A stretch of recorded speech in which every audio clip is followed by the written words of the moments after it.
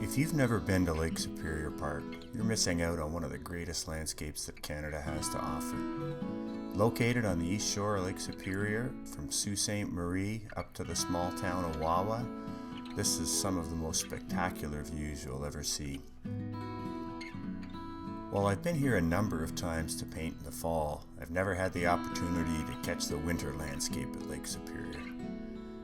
In April of 2015, I was fortunate to be invited by Sean Ruppel and his fiancée Alana to join them for a 4-day trip and stay at the Ruppel cabin. I was excited at the prospect of seeing this landscape under a blanket of ice and snow and was hopeful that it would generate some ideas for a whole new series of paintings. Well, it did not disappoint. We arrived early evening on March 31st to find there was about 4 feet of snow in the bush.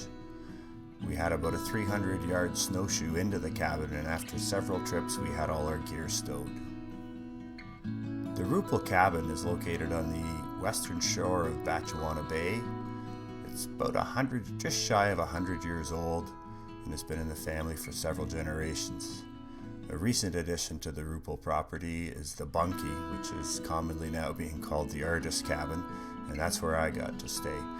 I had a cozy little place to myself as well as studio space to paint in. On the first day, as we enjoyed our morning coffee, we were startled by a thunderous crash and roar as thousands of pounds of snow and ice came tumbling off the roof.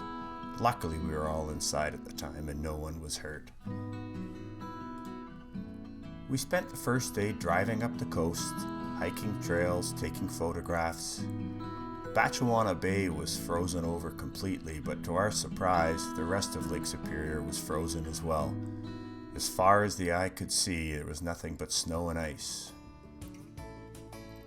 Despite their little legs, Sean's 2 Shih Tzus, Muskie and Ari, managed to keep up with us. In fact, they led the charge for a good part of the day.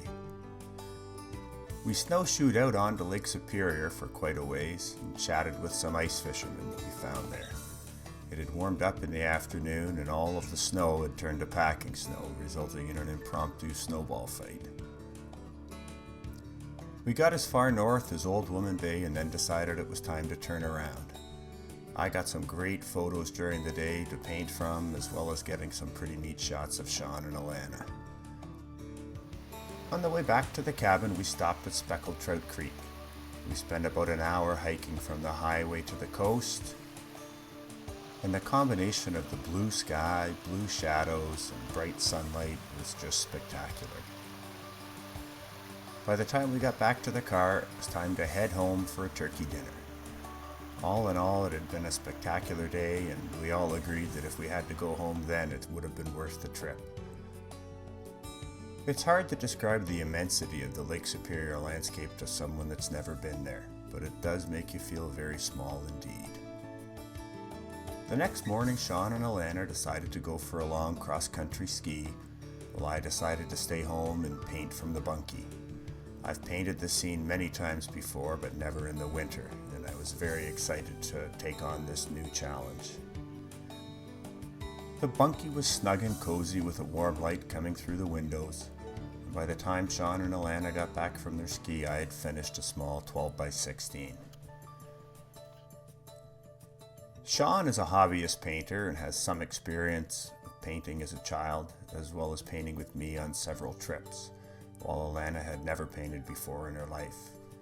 The initial plan had been that Sean and I would paint together from the bunkie while Alana watched us. As we talked about the prospect of painting together, Alana became more excited and wondered if she might be able to give painting a try as well.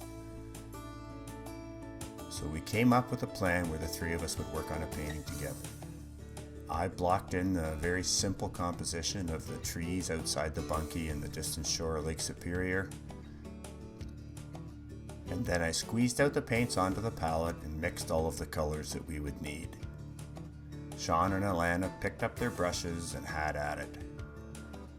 What started out as a fun exercise, the opportunity for us to spend some time together and have some fun, turned into something a little more than we expected.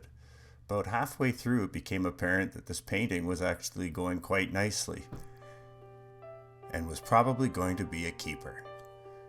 Alana and I wanted them to stay and finish the painting, but Sean would have none of it.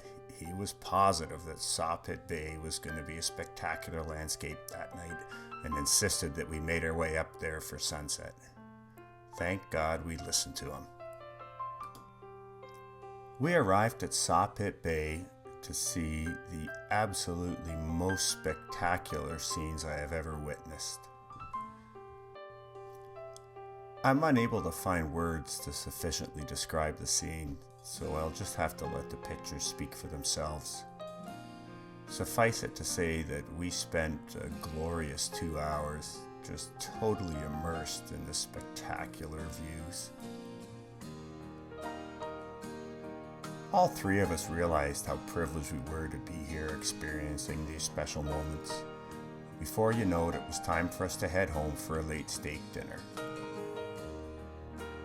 The next morning, Sean and Alana got back to work to finish the painting, and it actually turned out to be quite a painting indeed.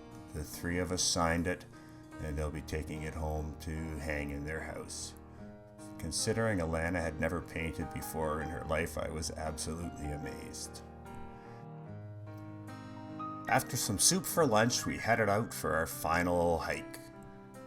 Sean had us trek up Begley Mountain, about an hour and a half hike, straight uphill.